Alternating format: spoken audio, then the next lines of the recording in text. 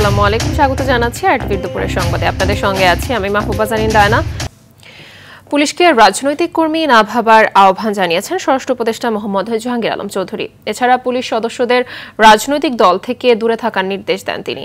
দুপুরে রাজধানীর রাজারবাগে পুলিশ অডিটোরিয়ামে নির্বাচন প্রশিক্ষণ কর্মসূচির উদ্বোধনী অনুষ্ঠানে তিনি এ নির্দেশ দেন। পুলিশ সদস্যদের 2014, 18, 24 নির্বাচন ভুলে যাওয়ার পরামর্শ দেন তিনি। বলেন, পুলিশ সদস্যদের পোস্টিং লটারির মাধ্যমেই হবে।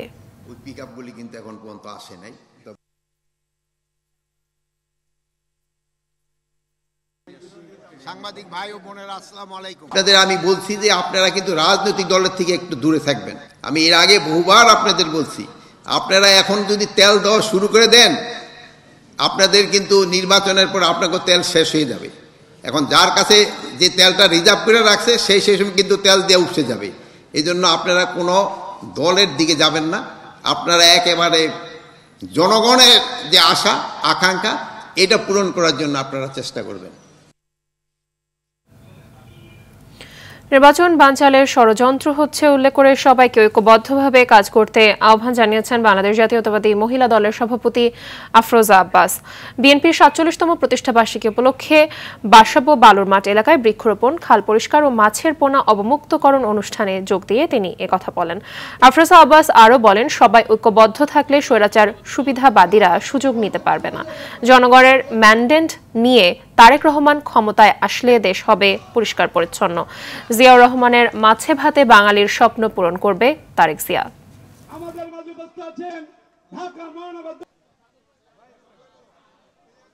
আমরা যেন আগামীতে আমরা সকলে মিলে পরিবেশটাকে সুস্থ রাখতে পারি, আমরা একটি দূষণমুক্ত অক্সিজেন পাই, আমরা নদী নালা খাল বিল পরিষ্কার পরিচ্ছন্ন রাখতে পারি সারা বাংলাদেশে, এবং মাছে ভাতে বাঙালি যেন আমরা থাকতে পারি। প্রত্যেকটা নদী যেন মাছে ভরপুর থাকে, নদীর খাল বিল। চট্টগ্রামের হাটহাজারীতে চলছে 144 ধারা। থমথম অবস্থা বিরাজ করছে ওই এলাকায়। সব ধরনের সভা সমাবেশ, বিক্ষোভ মিছিল, গণজমায়েত, বিস্ফোরক দ্রব্য, আগ্নেয়াস্ত্র ও দেশীয় অস্ত্র বহন করা নিষিদ্ধ। এছাড়া ওই এলাকায় 5 বা ততোধিক ব্যক্তির একত্রে অবস্থান কিংবা চলাফেরা নিষিদ্ধ ঘোষণা করা হয়েছে। এর আগে সামাজিক যোগাযোগ মাধ্যম ফেসবুকে আপত্তিকর ভিডিও পোস্ট করা নিয়ে চট্টগ্রামের হাটহাজারীতে মুখোমুখি অবস্থান নিয়েছিল দুই পক্ষ। পরিস্থিতি নিয়ন্ত্রণে 144 ধারা জারি করেছে প্রশাসন, যা চলবে দুপুর 3টা পর্যন্ত। রাজবাড়ীতে নুরাল পাগলার বাড়ি ও আস্তানীয় হামলায় ঘটনায় ছাত্রলীগের নেতা সহ 5 যুবককে গ্রেপ্তার করেছে পুলিশ। তারা হলেন গোয়ালন্দ উপজেলা স্বেচ্ছাসেবক লীগের সাধারণ সম্পাদক হিরো মৃধা ও ছাত্রলীগের সহসভাপতি মাসুদ মৃধা, স্থানীয় অপুকাজী এহসানুল হক জনি ও শাফিন সর্দার। তাদের আজ আদালতে তোলার কথা রয়েছে। গোয়ালন্দ থানার ওসি জানান, সিসি ক্যামেরার ফুটেজ দেখে তাদের গেল রাতে গ্রেপ্তার করা হয়েছে। এই মামলায় অজ্ঞাত 3,500 জনকে আসামি করা হয়েছে। শুক্রবার দুপুরে গোয়ালন্দ তৌহিদি জনতা পরিচয়ে নুরুল হক ওরফে নুরাল পাগলার কবর, বাড়ি ও আস্তানায় হামলা করা হয়। এমনকি মরদেহ কবর থেকে তুলে আগুন দিয়ে পুড়িয়ে দিয়েছে হামলাকারীরা। এ হামলার ঘটনায় আহত একজনের মৃত্যু হয়েছে।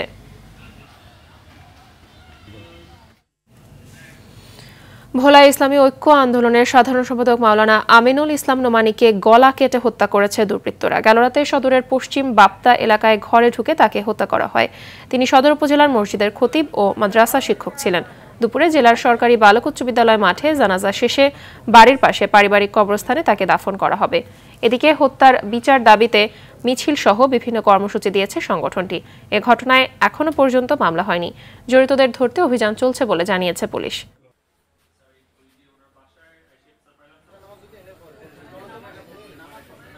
আমরা হুন্নি আইছে কইছে না হুজুরেরে মাইরিয়া লাইছে। এই এলাকায় ওনার সুনাম আছে, তো ওনারে এইভাবে হত্যা করাটা ঠিক হয় না।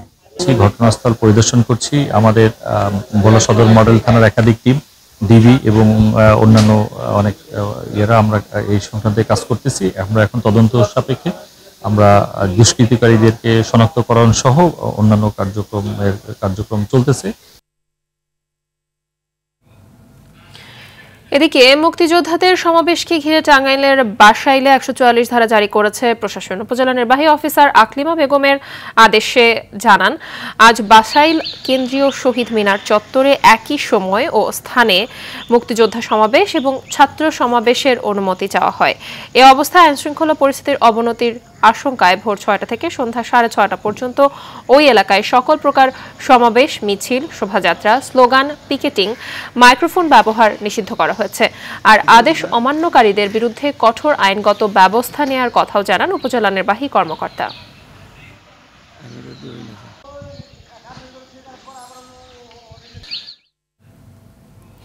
টাঙ্গাইলে কৃষক শ্রমিক জনতা লীগের সভাপতি বঙ্গবীর কাদের সিদ্দিকীর বাসায় হামলা চালিয়ে ভাঙচুর করেছে দুর্বৃত্তরা।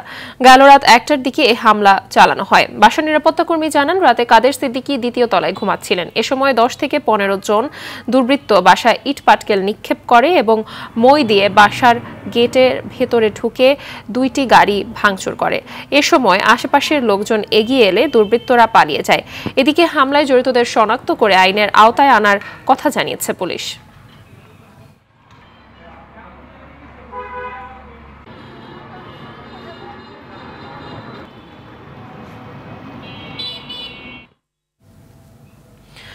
আজ রাত ১১টায় শেষ হচ্ছে ডাকসু নির্বাচনের আনুষ্ঠানিক প্রচার। শেষ সময়ে হলে হলে ও ক্যাম্পাসে জোর প্রচার চালাচ্ছেন প্রার্থীরা। শিক্ষার্থীরাও বলছেন, যোগ্য প্রার্থীকেই ভোট দিবেন তারা। প্রচারের শেষ মুহূর্তে এসেও থেমে নেই প্রার্থীদের পাল্টাপাল্টি অভিযোগের তীর। নির্বাচনের ৮টি ভোট কেন্দ্রে মোট বুথের সংখ্যা ৮১০টি। এর আগে বুথের সংখ্যা ছিল ৭১০টি। নিরাপদ ক্যাম্পাস গড়ে তোলার পাশাপাশি গেস্টরুম, গণরুমের মতো রাজনৈতিক অপসংস্কৃতির পুনরাবৃত্তি না করার প্রত্যয় নিয়ে শপথ পাঠ করেছে ছাত্রদলের সমর্থিত প্যানেলের প্রার্থীরা। বিশ্ববিদ্যালয়ের শিক্ষার্থীরা সৎ, যোগ্য যে প্রার্থী তাকে ভোট দিয়ে তাকে নির্বাচিত করবে। শিক্ষার্থীরা আমাদের উপর আস্থা রাখবে এবং শিক্ষার্থীদের আমরা যখন প্রতিনিধিত্ব করার সুযোগ পাবো, শিক্ষার্থীদের যত সংকট আছে প্রত্যেকটা সংকটকে আমরা অ্যাড্রেস করব এবং তাদের যে স্বপ্নের ক্যাম্পাস, সেই স্বপ্নের ক্যাম্পাস বিনির্মাণ না হওয়ার পর্যন্ত আমরা থামবো না, আমরা আমাদের লড়াই চালিয়ে যাব। দর্শক, ঢাকা বিশ্ববিদ্যালয় থেকে সরাসরি যুক্ত হচ্ছে সহকর্মী রাকিব হাসান। রাকিব, আর ডাকসু নির্বাচনের শেষ দিনে প্রচারে প্রার্থীদের অবস্থান কেমন দেখতে পাচ্ছেন, আর কি বলছেন সাধারণ শিক্ষার্থীরা, জানাবেন।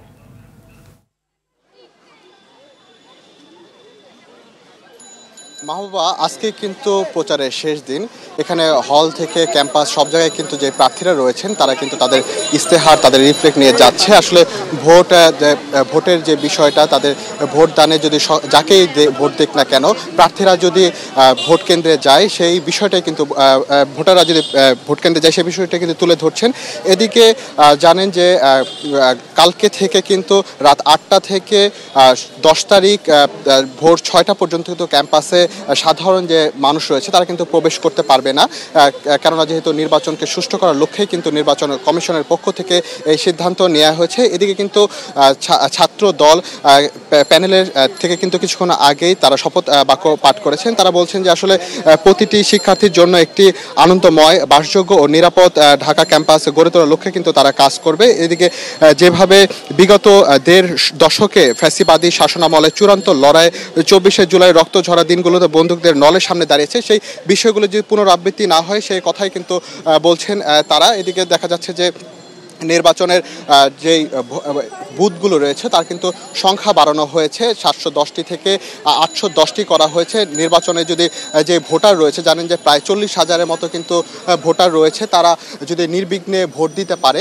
প্রত্যেকজনের ১০ মিনিটের মতো করে সময় পাবে বলে জানিয়েছে নির্বাচন কমিশন। এবং জানেন যে ৮টা থেকে ৪টা পর্যন্ত চলবে ভোট গ্রহণ। তো এরপরও যদি কোনো ভোটার লাইনে থাকে তাদের কিন্তু ভোট নেওয়া হবে। তো ডাকসুর নির্বাচন নিয়ে এই ছিল আমার কাছে সর্বশেষ তথ্য। মাহবুবা, ধন্যবাদ আপনাকে। জাহাঙ্গীরনগর বিশ্ববিদ্যালয় কেন্দ্রীয় শিক্ষার্থী সংসদ নির্বাচনে প্রচারের আর মাত্র ২ দিন বাকি। উৎসবের আমেজে মুখরিত পুরো ক্যাম্পাস। প্রচার চলবে ৯ সেপ্টেম্বর রাত ১২টা পর্যন্ত। ১১ সেপ্টেম্বর অনুষ্ঠিত হবে ভোট। শেষ সময়ে এসে প্রার্থীরা ব্যস্ত সময় পার করছেন, ঘুরছেন ভোটারদের দাঁড়ে দাঁড়ে, দিচ্ছেন নানা প্রতিশ্রুতি। এদিকে বিশ্ববিদ্যালয়ের বটতলায় দুপুর ২টায় ছাত্র শিবির নির্বাচনী ইশতেহার ঘোষণা করবে। এছাড়া গণতান্ত্রিক ছাত্র সংসদ সমর্থিত শিক্ষার্থী ঐক্য ফোরাম বিকেল ৪টায় অদম্য ২৪ প্রাঙ্গণে সংবাদ সম্মেলন করবে।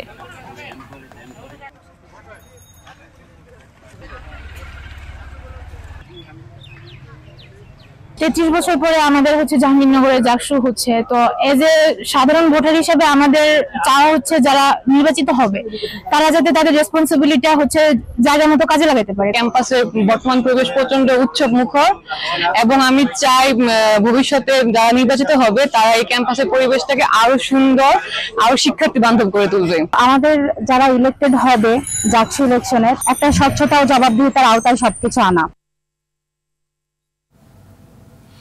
রাজশাহী বিশ্ববিদ্যালয় কেন্দ্রীয় ছাত্র সংসদ রাকসু নির্বাচনে জাতীয়তাবাদী ছাত্রদল প্যানেল ঘোষণা করেছে। বেলা 12টায় বিশ্ববিদ্যালয়ের শহীদ মিনারের পাদদেশে সংবাদ সম্মেলনে এই প্যানেল ঘোষণা করেন ছাত্রদলের কেন্দ্রীয় সাংগঠনিক সম্পাদক আমানুল্লাহ আমান।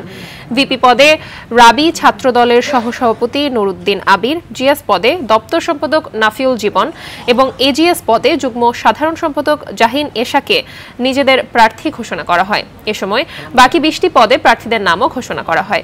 তবে সিনেট এবং হল সংসদের প্রার্থীদের তালিকা পরবর্তীতে প্রেস বিজ্ঞপ্তির মাধ্যমে জানানো হবে বলে জানিয়েছেন ছাত্রদলের কেন্দ্রীয় সাংগঠনিক সম্পাদক আমানুল্লাহ আমান।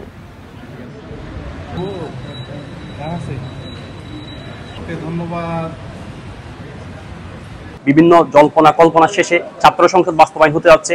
আমরা খুবই উচ্ছ্বাসিত এবং খুবই আনন্দিত। বিভিন্ন মহল তাদের নিজেদের স্বার্থ চরিতার্থ করার জন্য প্রশাসনকে চাপ প্রয়োগ করছে। বিগত 17 বছর আমরা শুধুমাত্র গণতান্ত্রিক পরিবেশে একটি নির্বাচন আদায় করার জন্য লড়াই করেছি, মানুষের ভাতের এবং ভোটের অধিকার আদায়ের জন্য লড়াই করেছি। সকল চাওয়া পাওয়াকে আমাদের ইশতেহারের মধ্যে ইনক্লুড করার, তাদের সকল ন্যায্য অধিকার, ন্যায্য দাবি পূরণ করাই থাকবে ছাত্রদলের অঙ্গীকার এবং আমাদের সকলের অঙ্গীকার।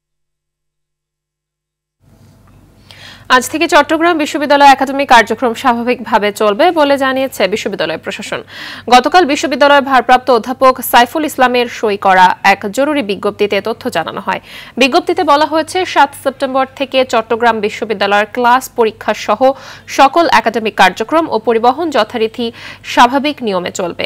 বিশ্ববিদ্যালয়ের ভারপ্রাপ্ত রেজিস্ট্রার অধ্যাপক সাইফুল ইসলাম বলেন, প্রশাসনের সকল স্টেক হোল্ডারদের সঙ্গে তাদের আলোচনা হয়েছে। শিক্ষার্থীরা যেন সেশন জটে না পড়ে সেজন্য ক্লাস ও পরীক্ষা চালুর সিদ্ধান্ত নেওয়া হয়েছে।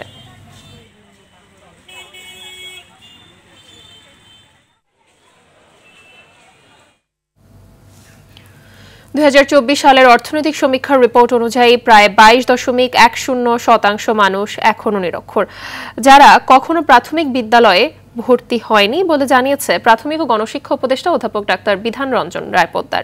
তিনি বলেন, প্রাথমিক শিক্ষায় কাঠামোগত পরিবর্তন হয়েছে। শিশুরা প্রকৃত সাক্ষরতা না করেই হাই স্কুলে যাচ্ছে।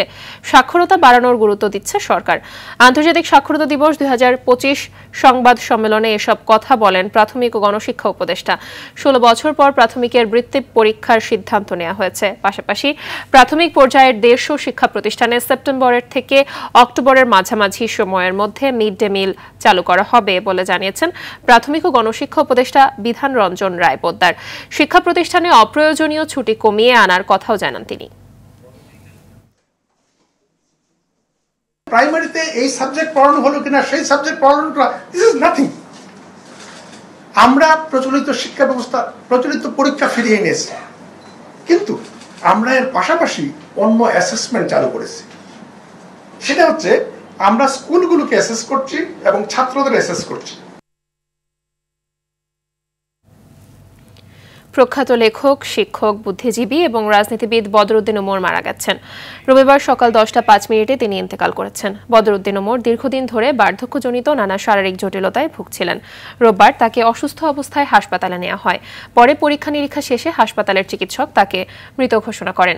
সার্বক্ষণিক রাজনীতি ও লেখালেখির সঙ্গে যুক্ত হওয়ার আগে রাজশাহী বিশ্ববিদ্যালয়ের রাষ্ট্রবিজ্ঞান বিভাগের অধ্যাপক ছিলেন বদরউদ্দিন ওমর। তিনি বাংলাদেশের কমিউনিস্ট পার্টির নেতা ছিলেন। 2025 সালে তিনি বাংলাদেশের সর্বোচ্চ বেসামরিক পুরস্কার স্বাধীনতা পুরস্কারে ভূষিত হন, কিন্তু তিনি তা গ্রহণে অস্বীকৃতি জানান। কাল সকাল 10টায় শ্রদ্ধা নিবেদনের জন্য বদরউদ্দিন ওমরের মরদেহ কেন্দ্রীয় শহীদ মিনারে রাখা হবে। এরপর ঢাকা বিশ্ববিদ্যালয়ের কেন্দ্রীয় মসজিদে জানাজা শেষে জুরাইন কবরস্থানে বাবা মায়ের কবরের পাশে তাকে দাফন করা হবে। আমরা যারা রাজনৈতিকভাবে তার ছাত্র হওয়ার সৌভাগ্য অর্জন করেছি, বিশেষভাবে আমাদের জন্য এবং এই দেশের সংগ্রামী মানুষের জন্য, আগত প্রজন্মের যারা এই দেশের একটা বিপ্লবী রূপান্তরকে চিন্তা করবেন, তাদের প্রত্যেকের জন্যই এই দিনটি শোকের, আবার তাকে স্মরণ করার এবং ভবিষ্যতের নতুন করে সংগ্রামী চেতনা নিজেদের মধ্যে ধারণ করার একটা দিন হিসেবে থাকবে। বেপরোয়া ব্যাটারি চালিত অটোরিকশা সারা দেশে যেন এক আতঙ্কের নাম। দিন কিংবা রাত ঢাকার মূল সড়ক, অলিগলি, এমনকি ফ্লাইওভার সর্বত্র দাপিয়ে বেড়াচ্ছে এই অটোরিকশা। তবে লাখ লাখ এ যানবাহনের নেই কোনো ধরনের বৈধতা। পতিত আওয়ামী লীগ সরকারের সময় ব্যাটারি অটোরিকশা বানাতে দেয়া হলেও ছিল না কোনো নিয়ন্ত্রণের ব্যবস্থা। ফলে প্রতিনিয়ত বাড়ছে দুর্ঘটনা, সৃষ্টি হচ্ছে যানজটের। অটোরিকশা নিয়ে দীপ্ত চন্দ্র পালের ধারাবাহিকের আজ দেখুন প্রথম পর্ব।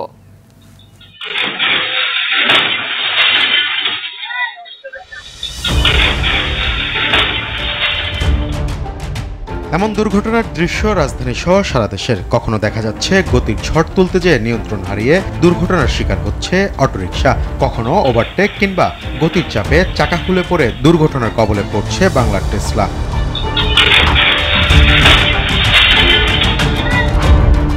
বৈধতা না থাকলেও দিব্যি চলছে এসব যান। প্রশ্ন উঠেছে কিভাবে চলছে, কারাই বা করছে নিয়ন্ত্রণ। এর খোঁজে নামে আরটিভি। দেখা যায় রাজধানী ঢাকার অলিতে গলিতে রাস্তাঘাট কিংবা অন্যের জায়গা দখল করে গড়েছে অটোরিকশার গ্যারেজ। খোঁজ নিয়ে জানা যায় কেউ কেউ পাড়া মহল্লার বিভিন্ন নেতাদের ম্যানেজ করে চালাচ্ছে এসব গ্যারেজ। কিছু গ্যারেজ আবার খুলে বসেছে খোদ নেতারাই। যারা ফুটপাতে ইউজ করে ওদের মনে করেন ওই রাত্রবেলা আংটা সিস্টেম করে কারেন্টটা ইউজ করে, দিনের বেলা কোনো মিটার দেখা চলে। এই সব বিএমপির লোকজনের গ্যারেজ একটু বললে আমার একটু প্রেশার হবে। দলের সাথে জড়িত আছি ওই হিসাবে আর কি একটু ঝামেলা ভাই। আচ্ছা, খাম্বা থেকে নেওয়ার কারণটা কি? খাম্বা থেকে লাইন ছিল কিছুদিন আগে, ওটা পরে কেটে দিছে ওরা। প্রতিদিন সারা দেশে 40 থেকে 50 লাখ আর ঢাকায় 8 থেকে 10 লাখ অটোরিকশা চলাচল করে। এতে প্রায় দুর্ঘটনার শিকার হয়ে রাজধানী সহ সারা দেশের হাসপাতালে ভর্তি হন যাত্রী সহ চালকরা। বাজার যাওয়ার সময় মানে মোড়ের পর থেকে একটা ভ্যানের সাথে আমার অ্যাক্সিডেন্ট হয়, পা ভেঙে গেছে, রক ছিঁড়ে গেছে। পরে আপনার ওইখানে আরো অনেক কিছু হয়েছে। চিকিৎসকরা জানান প্রতিদিন অসংখ্য লোক দুর্ঘটনার কবলে পড়ে আসছে পঙ্গু হাসপাতালে। আমরা প্রচুর পরিমাণ প্রতিদিন যা পাচ্ছি, কোনো সময় দেখা যাচ্ছে আমাদের পা কেটে ফেলতে হচ্ছে, পা হারাতে হচ্ছে, হাত পায়ে হচ্ছে এবং মৃত্যুবরণ ঘটছে। কেউ মাঝপথে মারা যাচ্ছে, কেউ স্পট ডেথ হচ্ছে অথবা আমাদের কাছে আছে। বিদ্যুতের অপচয় রোধ, জনগণের জীবনযাত্রা ও অর্থনৈতিক উন্নয়নে এসব বাহন নেতিবাচক প্রভাব ফেলে বলে মনে করেন বিশেষজ্ঞরা।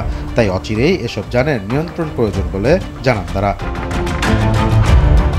দীপ্ত Chandra Pal, RTV, Dhaka.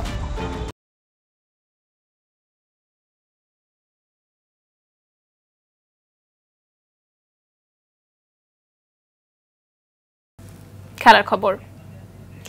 Cricket Asia cup খেলতে আজ 2 ধাপে দেশ ছাড়ছেন বাংলাদেশ দলের ক্রিকেটাররা। প্রথম ধাপে সকাল 10:15 ফ্লাইটে অধিনায়ক লিটন দাস, জাকির আলী, সাইফ হাসান, পারভেজ হোসেন, তানজিদ হাসান, শামীম হোসেন সংযুক্ত আরব আমিরাতের উদ্দেশ্যে দেশ ছেড়েছেন।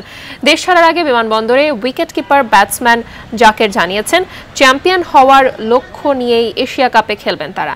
দলের বাকিরা দেশ ছাড়বেন সন্ধ্যা 7:30টায়। আগামী 9 তারিখ শুরু হবে এশিয়ার শ্রেষ্ঠত্বের লড়াই। বাংলাদেশের মিশন শুরু 11 তারিখ হংকংয়ের বিপক্ষে। এরপর 13 তারিখ শ্রীলঙ্কা ও 16 তারিখ আফগানিস্তানের বিপক্ষে লড়বে লিটন দাসের দল।